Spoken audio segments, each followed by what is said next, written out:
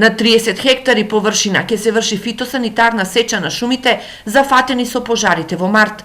Од јавното предпријатие Голак Делчево информира дека по завршување на административните процедури прво ќе се стартува со сеча во иглолисните шуми, а на листопадните шуми ќе се следи состојбата со болестите.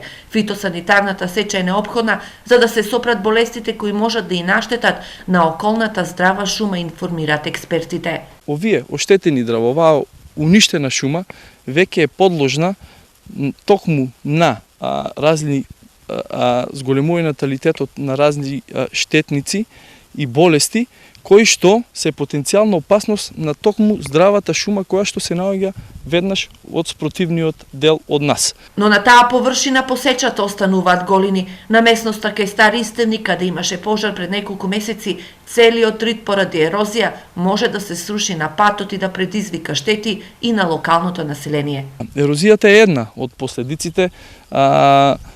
Последиците се многу кратни, многу бројни и во економска смисла не се мерливи. Зошто? Затоа што освен економската вредност директно која што има дрвото, има според некои последни анализи праени на светско ниво се набројани повеќе од 5000 функции различни кои што ги вршат шумите.